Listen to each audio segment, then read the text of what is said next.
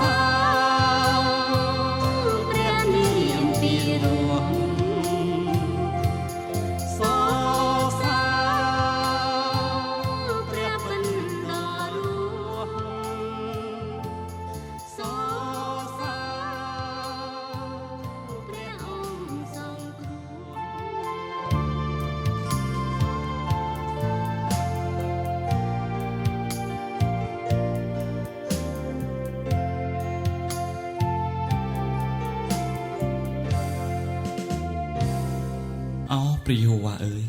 ទូបង្គំសូមសរសើរអោព្រះយេហូវ៉ាអើយទូបង្គំសរសើរទ្រង់ត្បិតទ្រង់បានលើកទូបង្គំឡើងវិញ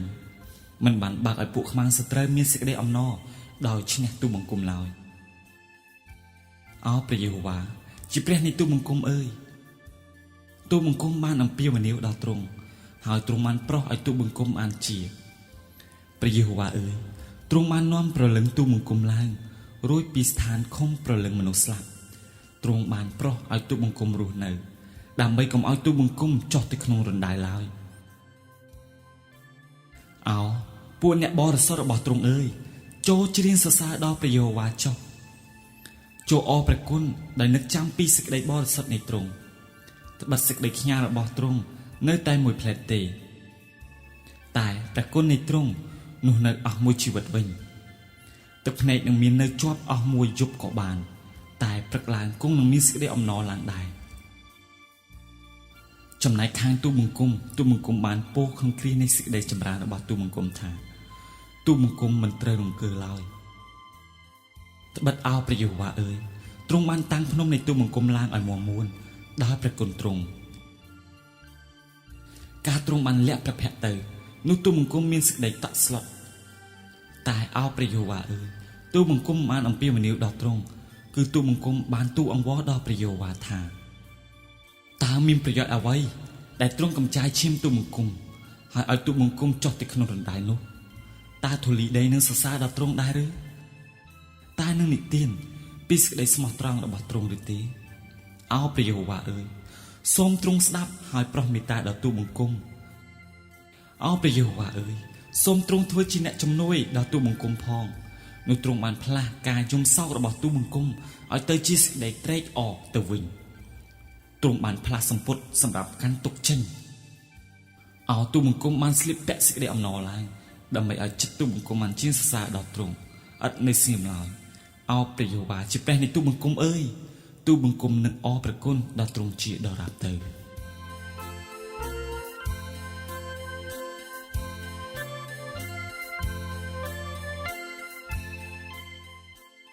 មានពាក្យពីរដែលរំលឹកសារឡើងវិញជាច្រើនដងនៅក្នុងទំនុកដំកើង30នេះគឺពាក្យថាបាន ស្ដេចដាវីតបានសរសើរដំណើរព្រះទ្រង់បានធ្វើការនៅក្នុងជីវិតរបស់ទ្រង់តែអ្វីដែលបងប្អូនបានធ្វើនៅថ្ងៃនេះឧទាហរណ៍បងប្អូនបានឃើញប៉ាយមួយសរសេរថាតាមការអធិដ្ឋានអាចបំផ្លាស់បំប្រែបានគឺជាការពិតហើយខ្ញុំក៏ឃើញប៉ាយមួយទៀតសរសេរថាការសរសើរអាចបំផ្លាស់បំប្រែបានហើយនេះក៏ជាការពិតដែរគួរឲ្យអស្ចារ្យណាស់ដោយសារការលើកសរសើរដំណើរព្រះជាម្ចាស់ដែលអាចបំផ្លាស់បំប្រែអាកប្បកិរិយាខាងក្នុងនិងខាងក្រៅរបស់យើងបាននៅក្នុងខ6ស្ដេចដាវីតបានធ្វើទីបន្ទាល់ថាចំណែកខាងទូបង្គំបានពោលក្នុងគ្រានៃសេចក្តីចម្រើនរបស់ទូបង្គំថាទូបង្គំមិនត្រូវរង្គើឡើយនៅពេលណាដែលយើងបានរីកចម្រើនដោយមិនបន្ទាបខ្លួននោះគឺនឹងនាំនូវភាពខ្វះខាតទៅវិញតើហេតុអ្វីទៅពីព្រោះយើងបានចាប់អារម្មណ៍ទៅលើរបស់ទ្រព្យជាជាងព្រះស្ដេចដាវីតបាននិយាយពីការដែលទ្រង់បានរីកចម្រើនដែលទ្រង់មិនត្រូវរង្គើឡើយប៉ុន្តែក្រោយមកយើងឃើញស្ដេចដាវីតដឹងថាអ្វីទាំងអស់លើលោកនេះមិនថិតថេរជាតារាបទេដូច្នេះជំនួសពាក្យថាទូបង្គំគួរឬមិនគួរនោះមកថាទ្រង់បានគឺថាស្ដេចដាវីតបានចុះចូលធ្វើតាមបំណងព្រះហឫទ័យព្រះសូមស្ដាប់ពីការដែលស្ដេចដាវីតថ្លែងថាត្បិតទ្រង់បានលើកទូបង្គំឡើងវិញមិនបានបើកឲ្យខ្មាំងសត្រូវមានសេចក្តីអំណរដោយឈ្នះទូបង្គំឡើយហើយទ្រង់បានប្រោះឲ្យទូបង្គំបានជាទ្រង់បាននាំព្រលឹងទូបង្គំឡើងរួចពីឋានខំព្រលឹងមនុស្សស្លាប់ទ្រង់បានប្រោះឲ្យទូបង្គំរស់នៅដើម្បីកុំឲ្យទូបង្គំចុះទៅក្នុងរណ្ដៅឡើយព្រះទ្រង់បានធ្វើការអស្ចារ្យជាច្រើនដល់ស្ដេចដាវីតគឺព្រះទ្រង់បានបំផ្លាញខ្មាំងសត្រូវទ្រង់បានឆ្លើយតបការអធិដ្ឋានទ្រង់បានជួយសង្គ្រោះជីវិតនិងតាំងឲ្យស្ដេចដាវីតបានមាំមួនឡើងព្រមទាំងផ្ដល់ក្តីអំណរថែមទៀតដោយស្ដេចដាវីតបានថ្លែងនៅក្នុងខ11ថាទ្រង់បានផ្លាស់ការយំសោករបស់ទូបង្គំឲ្យទៅជាសេចក្តីត្រេកអរទៅវិញទ្រង់បានផ្លាស់សម្ពត់សម្រាប់កាន់ទុកចេញឲ្យទូបង្គំបានស្លៀកពាក់សេចក្តីអំណរឡើងតើបងប្អូនលោកអ្នកចង់បានជីវិតផ្លាស់ប្រែដែរឬទេនៅថ្ងៃនេះបំផ្លាស់ពីពាក្យថាខ្ញុំគួរតែឲ្យទៅជាថាទ្រង់បានវិញដោយបន្ទាបខ្លួនចុះចូលទៅតាមបំណងព្រះហឫទ័យព្រះដោយលើកសរសើរដល់ព្រះនាមព្រះជាម្ចាស់ដែលទ្រង់បានធ្វើការនៅក្នុងជីវិតរបស់បងប្អូនលោកអ្នកការចុះចូលចំពោះព្រះជាការលុតហាត់ក្នុងការបន្ទាបខ្លួនលុះត្រាតែយើងបានបន្ទាបខ្លួននៅចំពោះព្រះនិងចាប់អារម្មណ៍ពីការរបស់ព្រះបើមិនដូច្នោះទេនោះយើងក៏មិនអាចនឹងបានមុំមួនបានឡើយព្រះទ្រង់ធ្វើការក្នុងជីវិតយើងដែលយើងត្រូវតែចុះចូលសម្របតាមទ្រង់តើបងប្អូន